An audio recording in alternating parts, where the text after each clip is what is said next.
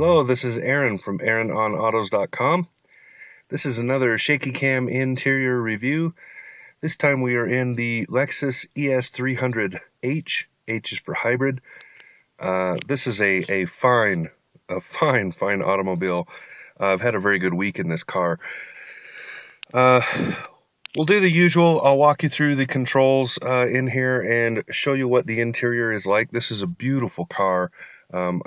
I really like a lot of the aspects going on in this little sedan. So, we'll start over here as usual. You'll notice the wood inlay here. This is bamboo. Very beautiful, beautiful choice for the wood in this car. Windows and door locks, of course. And then over coming this way, here's your mirror adjustments. This is for the auto headlights. This is the blind spot management and parking assist. Down here you have, opens the hood. This opens the trunk. It's an automatic trunk, so you push the button and it opens, push another button, it closes. And here is the fuel port. Pretty straightforward so far. Here's your odometer and trip and stuff right here. And we'll do the steering wheel and then the instrument cluster. So you have your usual layout for your radio, and over here for your phone, and of course your cruise control. You'll notice the wood here. It comes across the top here, back down here, and then these nice leather grips right on the sides here. Just very comfortable steering wheel. I really enjoyed it. This is, of course, the lighting, and this over here is windshield washers and so forth. Now, instrument cluster.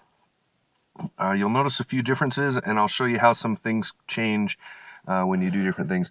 We're in EV mode. The car's actually on, but it's in electric mode, so there's no engine running right now. And then you'll see here, that's the engine heat.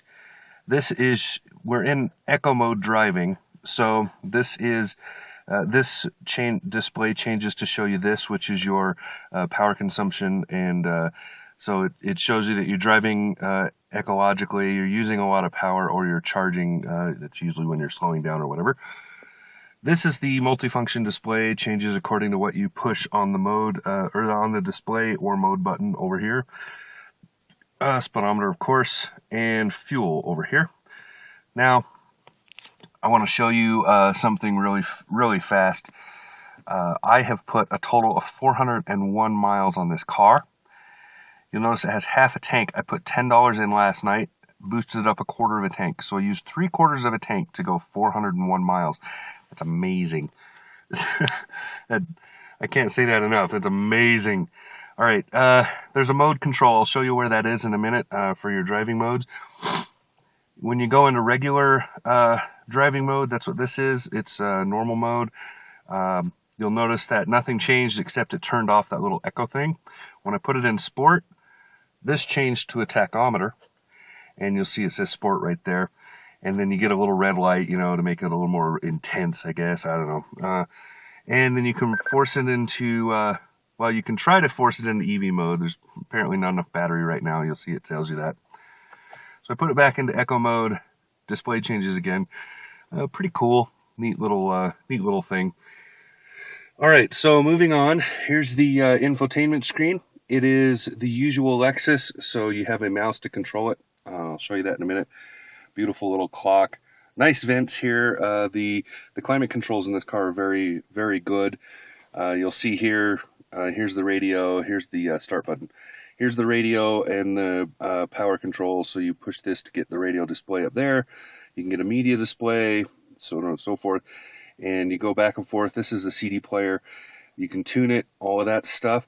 Under here is the climate. So you can see it's pretty straightforward on the climate, but this works very, very well. And it works in EV mode, which is pretty awesome. I didn't look up exactly what they did to keep the air conditioner working, but I suspect what they do is the air conditioner, just the engine runs long enough to get the power or the air conditioning compressor to put a lot of pressure in the system, and then it turns off and lets it use up the pressure before it starts up and runs it again.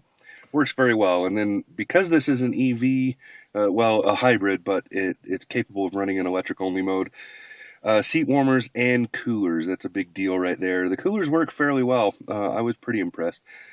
This button right here is steering wheel heat. This is for the back window shade. I was kind of surprised at how much of a difference that makes. When you put that shade up in the back, the car stays a little bit cooler longer when you're parked or whatever. Just a nice little touch, a little thing to notice right there. A lot of people would think of that as a privacy shade, but it actually is. It helps keep the greenhouse down a little bit in here, and warmers and coolers for the other seat. Here is the control I was showing you. So you do eco modes there, push it up and down for normal mode. Right hand is the sport mode. Under that, you'll see the buttons. Here's how you force it in the EV, and this is to turn off traction control for whatever reason. This is a Starbucks-sized coffee holder. This is the shifter. You'll notice it's canted slightly. It has some give, so you can turn it. I like it slightly to one side because of where my arm sits. It fits my hand better. Some people might like it straight. It's up to you, whatever. But it is kind of nice that this one has a little bit of give. Some of them don't. And the shifting is pretty straightforward. What I've been doing is I'll bring it down to drive. I'll just show you. I'll bring it down to drive and drive normally, and then when I'm exiting the freeway or need to slow down for something, instead of touching that brake up there, I'll shove it over into standard mode, and then you have gear selection from there to slow you down. You can use the brakes. It doesn't make any difference. I just like the feel of shifting the car when I'm in those situations. Right here is another drink holder.